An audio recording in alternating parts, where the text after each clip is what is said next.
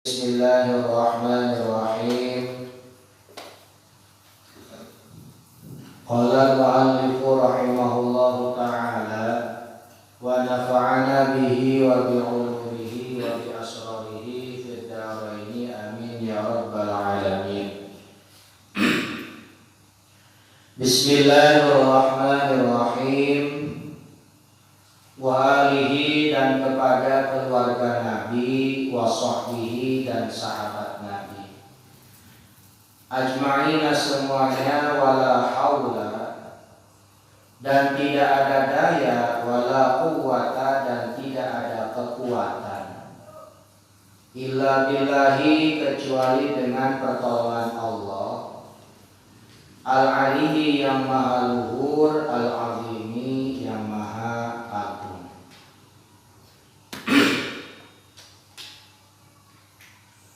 Para jamaah kaum muslimin wal muslimat rahimakumullah, kembali kita melanjutkan pengajian kita. Mudah-mudahan pengajian kita pada malam hari ini mendapatkan ridho dari Allah Subhanahu wa ta'ala. Amin ya rabbal alamin. Di mana kita masih membahas tentang siapa keluarga Nabi, siapa sahabat Nabi. Di mana kita sudah bahas pada pertemuan yang lalu bahwa manusia itu, khususnya umat Islam, itu kebagi empat. Ya, kebagi berapa? Kebagi empat. Ada yang berpangkat umat Nabi kita, keluarga Nabi kita, sahabat Nabi. Jadi lengkap. Umat Nabi, sahabat Nabi, keluarga Nabi. Siapa contohnya? Sayyidina Ali karramallahu wajhah, ya, Siti Fatimah, Sayyidina Hasan dan Husain dan lain sebagainya. Itu pangkatnya double, kerabat Nabi, ya. Kemudian juga memang sebagai sahabat Nabi dan juga umat Nabi. Tiga, masya Allah, ini luar biasa. Ya. Sayyidina Ali ini disebut kerabat Nabi karena beliau adalah turunan dari Abu Thalib. Siapa Abu Thalib? Paman Nabi. Ya.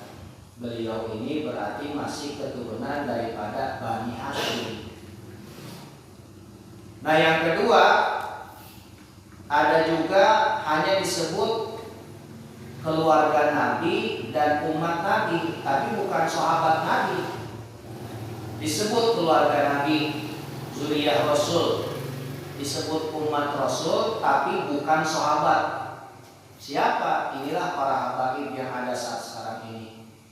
Para zuriyah Rasul yang tersebar ke seluruh antero dunia, yang mana mereka berasal daripada keturunan Sayyidina Hasan dan Husain dan menyebar ke seluruh dunia. Mereka berpangkat zuriyah Rasul atau keluarga Nabi dan juga berpangkat umat Nabi walaupun bukan sahabat Nabi. Nah, yang ketiga, ini pangkatnya adalah umat Nabi, sahabat Nabi, tapi bukan keluarga Nabi. Banyak, seperti sahabat Abu Bakar As-Siddiq, ya, karena beliau bukan dari Bani Hashim, bukan pula dari Bani Muttalib. Ya, kemudian masih banyak lagi seperti Sayyidina Utsman, Sayyidina Umar bin Khattab, itu semua hanya berpangkat sahabat plus umat Nabi kita, tapi bukan keluarga Nabi. Nah, ini dan yang terakhir, bukan sahabat Nabi, bukan keluarga Nabi, hanya umat Nabi kita Muhammad sallallahu alaihi wasallam. Inilah kita semuanya. Ya. Jadi kita ini masih punya pangkat. Makanya Nabi kita ketika di atas sirat, menyeberang sirat, dalam satu riwayat yang beliau sebut apa coba? Ummati, ummati. Kalau beliau sudah menyebut ummati, artinya seluruh umat yang beriman itu dalam doa Nabi kita tersebut. Beliau gak nyebut kerabatku, beliau gak nyebut sahabatku. Sebab kalau Nabi cuma nyebut misalkan keluargaku, nanti yang bukan keluarga gimana? Inilah Nabi kita, Pak. Nabi kita ingin seluruh umatnya selamat dari dunia sampai akhirat. Makanya saat sekarang ini kita banyak sekali dirundung keresahan, kegelisahan. Yang paling utama adalah kita meminta pertolongan kepada Allah dengan kita membaca sholawat kepada Nabi kita Muhammad Sallallahu Alaihi Wasallam. Ya. Bahkan kita amalin tuh doa-doa yang diajarin Nabi kita. Makanya Nabi kita itu banyak sekali ngajarin doa-doa, Pak. Ini dalam saat sekarang ini kita gak boleh gelisah, Pak. Emon turun. Emon apa? Umin, apa? Imun. Ya. Katanya imunitas turun kalau kita gelisah, kalau kita takut, kalau kita bingung. Rasa takut, rasa gelisah, rasa bingung itu tidak bisa hilang kecuali dihilangkan oleh Allah. Minta sama Allah. Makanya Nabi dalam satu hadis riwayat Imam Abu Daud, beliau pernah mengatakan, ketika kita masuk di pagi hari dan di sore hari, baca doa Allahumma inni a'udzubika minal hammi wal hazani wa na'udzubika minal ajzi wal kasali wa a'udzubika minal jubni wal bukhli wa a'udzubika min ghalabatid daini wa qahril rijal. Itu doanya, Pak. Allahumma inni a'udzubika minal hammi wal hazani wa a'udzubika minal jubni wal bukhli wa a'udzubika min ghalabatid daini wa qahril rijal. Enggak pernah dikasih.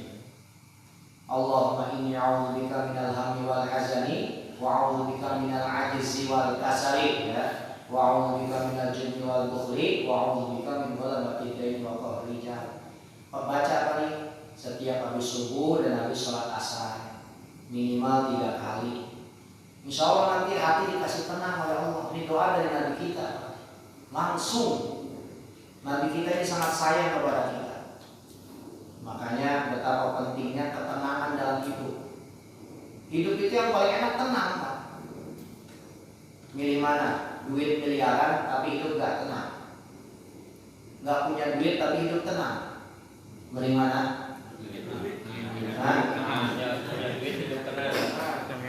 Punya duit miliaran gak tenang. Contoh, mungkin banyak masalah. Gubernur KPK.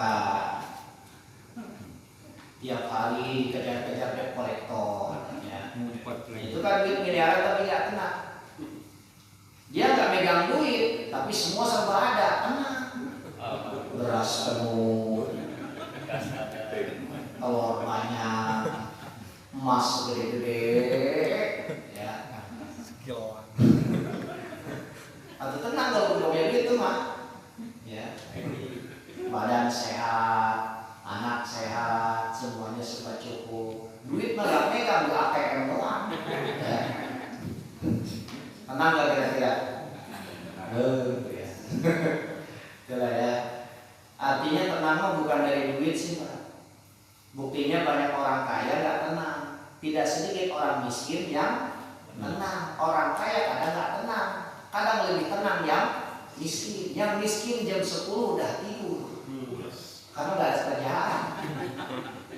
Kadang-kadang yang kaya jam 1, jam 2 masih uring-uringan. Inilah pentingnya rasa tenang. Mintalah kepada Allah Subhanahu wa ta'ala, ya. Dengan tenang insya Allah, Pak. Nih, makanya dikisahkan, Pak, ada seorang wali di Damaskus. Dia bertemu dengan wabah yang diturunkan oleh Allah, taun. Ketemu dengan wali itu, namanya wali, Pak. Bisa ngobrol sama taun. Mau kemana taun? Ke Damaskus, perintah Allah. Berapa yang mati? 1000. Berapa tahun? 2 tahun. Ya, ke Damaskus dia. 2 tahun kemudian ketemu lagi sama taun itu, wali. Kata si wali, dulu 2 tahun yang lalu kau bilang hanya 1.000. Kenapa saya dengar yang tewas 50.000? Kata taun, yang 1.000 asli penyakit taun, yang 49.000 panik, gelisah, akhirnya sakit kemudian mati. Jadi yang asli kena penyakit taun itu cuma 1.000. Masya Allah. Ini sekarang aja nih, sekarang korban udah 100 lebih katanya. Ini dokter juga mengakui Pak, yang asli meninggal corona itu bisa dikatakan hampir nggak ada. Rata-rata faktor lain, ada penyakit kronis, kemudian bisa juga gelisah berlebihan, takut, pikiran negatif, akhirnya ngedrop. Kalau asli corona ini seluruh dunia mengakui. Jadi penyakit ini sebetulnya, virus ini tidak mematikan asal dihadapi dengan tenang. Inilah Masya Allah. Makanya pentingnya seorang dokter untuk bisa menenangkan pasien. Makanya sekarang ini banyak sekali yang usul kepada para dokter yang menangani. Kalau yang memang biasa-biasa aja nggak usah dikarantina, di rumah masing-masing, biar cepat sembuh. Kalau di karantina dikurung, jadi tegang Pak. Jadi tegang, yang sehat aja bisa sakit. Coba Bapak lagi sehat dibawa ke UGD gimana Pak? Jangankan UGD, ke klinik deg-degan, Pak. Ke klinik kan. Mana yang periksanya serem benar lagi. Ya, itu betapa pentingnya ketenangan. Itulah ya, makanya Nabi kita ketika beliau berdoa pasti yang dibawa umat. Kenapa sebabnya? Agar 4 kelompok ini terbawa semua. Sebab semuanya 4-4-nya umat Nabi kita Muhammad sallallahu alaihi wasallam. Kemudian yang selanjutnya wasahbihi, dan sahabat-sahabat Nabi. Siapa sahabat Nabi? Sudah kita bahas, adalah mereka yang bertemu dengan Nabi dalam keadaan beriman dan wafat dalam keadaan iman. Ada beberapa sahabat yang ketemu Nabi tapi nggak melihat Nabi karena faktor buta. Dulu ada seorang sahabat namanya Abdullah bin Ummi Maktum. Ya, Abdullah bin Ummi Maktum ini dulu namanya Umar, ada yang bilang namanya Amr, diganti oleh Rasul menjadi Abdullah. Makanya orang-orang Madinah mengenal Ibnu Ummi Maktum dengan Abdullah. Beliau ini dari kecil sudah buta, Pak. Tapi walaupun buta, beliau luar biasa. Satu, beliau muazin Nabi. Jadi di zaman Nabi itu azan 2 kali, azan subuh itu 2 kali. Azan pertama ini untuk mengingatkan orang sahur. Kalau bulan Ramadan, kalau hari-hari biasa mengingatkan orang untuk bangun malam. Yaitu masih jauh sekali ke subuh itu. Itu Bilal bin Rabah yang azan. Nah nanti azan kedua ketika subuh masuk itu yang azan adalah ini Abdullah bin Ummi Maktum.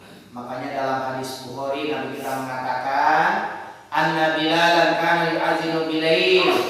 Hati-hati, Bilal itu azan di malam hari, belum waktu subuh. Makanya faqala Rasulullah sallallahu alaihi wasallam, "Kulu washrabu hatta yu'adzina Ibnu Ummi Maktum, fa innahu la yu'adzinu hatta yattali'al fajr." Makanya kata Nabi, makanlah, minumlah, sahur terus sampai Ibnu Ummi Maktum azan. Sebab kenapa kata Nabi Ibnu Ummi Maktum azan itu ketika datang waktu subuh, muadzin Nabi. Bahkan diceritakan oleh seorang sahabat, ini beliau ini pernah menjadi imam sebanyak 13 kali, Pak. Ya. Beliau pernah menggantikan imam ketika Rasul keluar.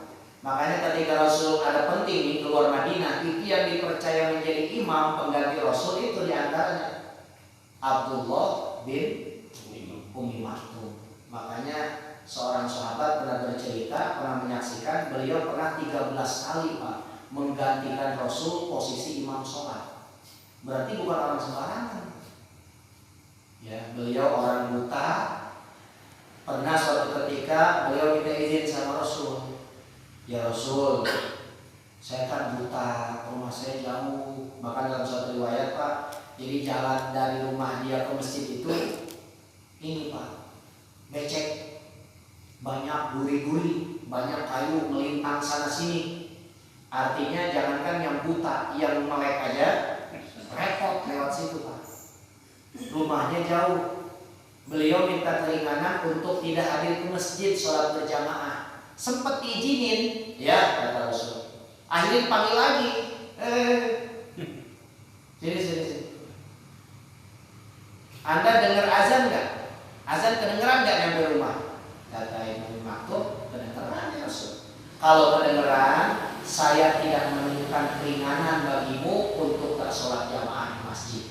Masya Allah. Buta, jauh dari masjid, jalannya jelek.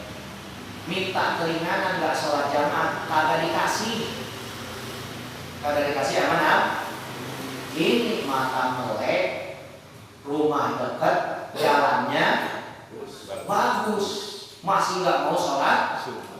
Masya Allah. Ya. Orang sono tuh begitu kelakuannya tuh. Ya. Orang mana Pak? Orang sono. Orang sono sini. Rumah dekat, jalan bagus, mata melotot.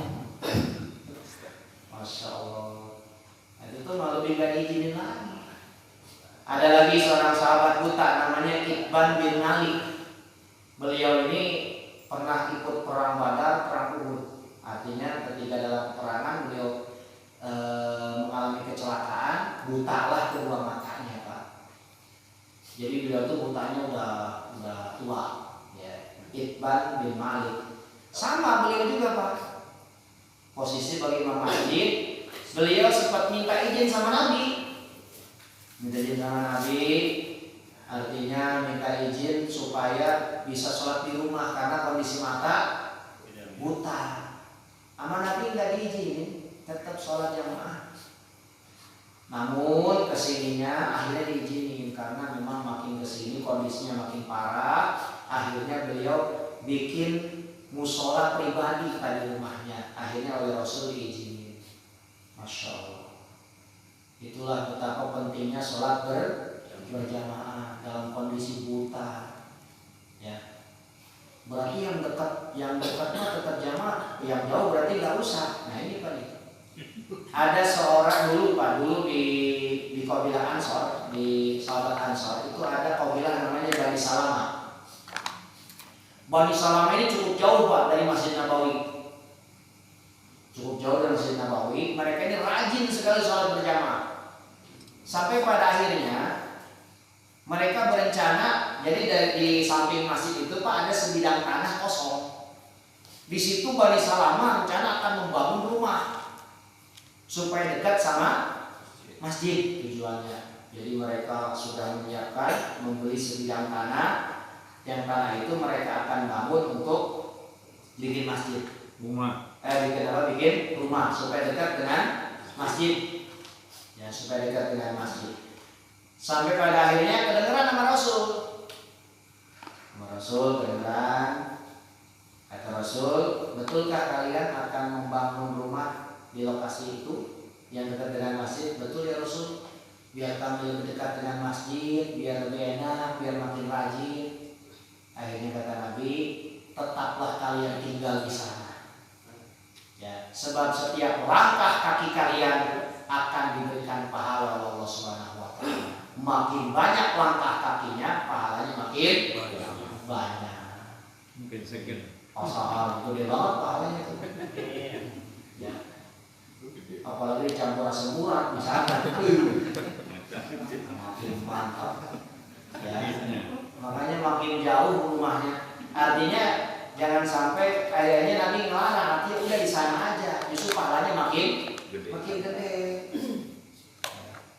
Yang jauh-jauh banyak ke sini Pak. Ya. pahalanya paling kecil saya Pak. Orang saya mah kan kayaknya nyambung Sebenarnya doang. itulah ya. Itulah, jadi makanya alhamdulillah Pak, jangan cemburu sama rumahnya dekat masjid. Rumah aja dekat masjid, gak pernah ke masjid, mending yang jauh tapi rajin ke masjid. Ya. Malah nanti malu banget kita di hadapan Allah. Rumah aja dekat masjid. Ya, bahkan kalau masjid itu lagi ngecat, kecepetan itu rumah dia Pak. Saking apanya? Saking dekatnya, ketumpahan cat ke rumah dia tuh. Kagak mau ke masjid, masya Allah. Apalagi sekarang ditambah jangan sholat jamaah, makin mantap, makin bulat. Ya. Syukuran ya. Jadi fatwa mantap bener nih. Didukung Pak. Ya, jangan jumatan. Luar biasa nih fatwa, kalau bisa sering-sering fatwa begini. Jangan, ya artinya fatwa seperti ini juga pasti ada unsur-unsur baiknya. Kalau memang daerahnya sudah zona merah ya sholat di rumah. Tapi alhamdulillah daerah kita masih aman, ya kita terus sholat berjamaah. Mudah-mudahan aman terus ya. Amin. Ya. Saya dengar yang sembuh itu sudah 100 lebih. Yang sembuh sudah 100 lebih, artinya sudah kejar-kejaran balap-balapan ya. Makin tersusul, alhamdulillah. Makin tersusul. Ya. Tadinya yang meninggal 2 kali lipat, sekarang enggak. Ya. Sekarang enggak. Artinya makin kekejar, mudah-mudahan makin kesini makin banyak yang sembuh, yang meninggal mudah-mudahan sudah tidak ada lagi ya. Artinya yang meninggal karena kasus seperti ini mudah-mudahan sudah tidak ada lagi ya. Mudah-mudahan yang sakit supaya dikasih sembuh oleh Allah Subhanahu wa taala. Amin ya rabbal alamin. Itulah ajma'ina semuanya. Jadi mudah-mudahan salawat dan salam kepada Nabi, keluarga Nabi, sahabat Nabi semuanya. Berapa jumlah sahabat Nabi? Ada 124.000 sahabat Nabi. 124.000 dalam satu riwayat. Masya Allah. Nabi punya sahabat sebanyak itu Pak. Coba Bapak, berapa sahabat Bapak? Yang di WA di Facebook berapa?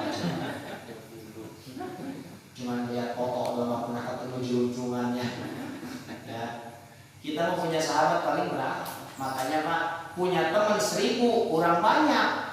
Punya musuh walaupun 1 terlalu banyak. Ya. Ini kita nih punya teman yang setia itu susah. Nabi 124.000 setia semua. Si kita punya teman 1 aja, masya Allah, nyusahin. Ya. Ya. Itulah ya. Makanya kata Imam Asy-Syafi'i, man talaba shadiqan min ghairi aibin faqad at'aba nafsahu. Barang siapa yang nyari teman enggak punya aib, dia pengen nyari teman yang enggak ada aibnya, bakal capek. Ya, bakal capek. Pasti namanya teman pasti ada kekurangan. Ya. Kita kalau jadi teman yang kayaknya yang kaya, yang baik, yang soleha, yang ganteng, dermawan, sendirinya yang korek. Ya. Jadi itu kata Imam Syafi'i, man talaba shadiqan min ghairi aib faqad at'aba nafsa.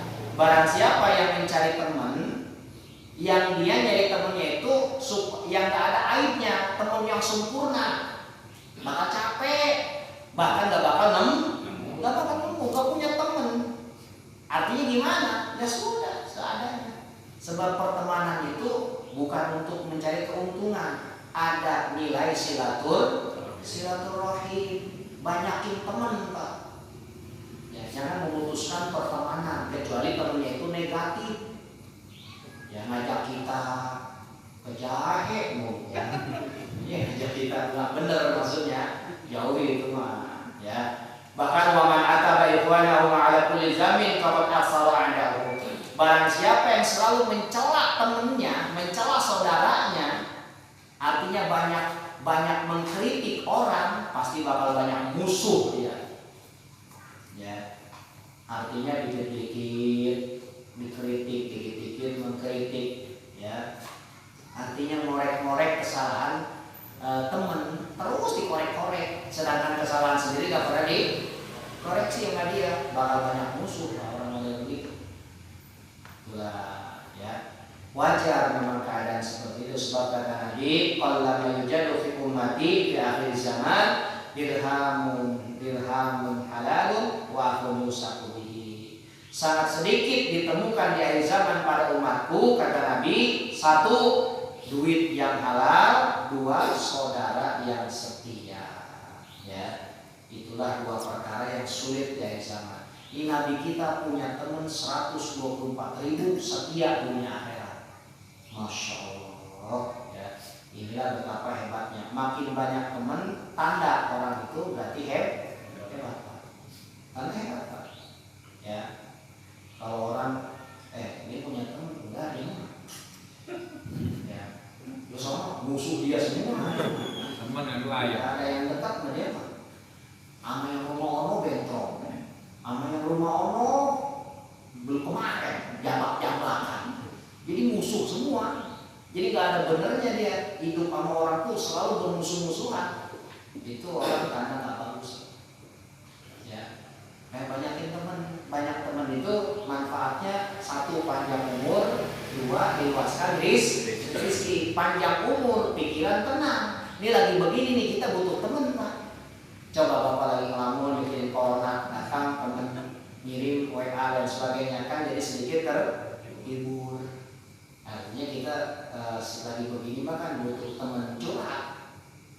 Ya, makanya Bapak lagi begitu murung diri tanpa ada komunikasi, keluar gelo ya.